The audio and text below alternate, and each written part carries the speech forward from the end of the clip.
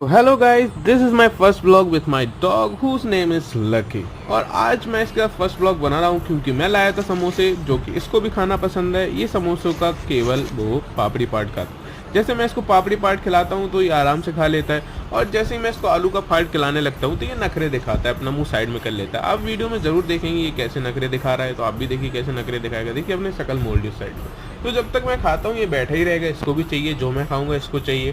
तो ये थोड़ी देर यहाँ पे बैठा रहा, इसको मैंने खिलाया, फिर जाके ये नीचे जाके बैठ गया कि इसको और चाहिए था। तो आपको अगर मेरा ये फर्स्ट ब्लॉग अच्छा लग रहा है तो चैनल को सब्सक्राइब करना। और बाकी ये ज़्यादातर मम्मी के पास जाके बैठता है क्योंकि इसको मम्मी के पास है ना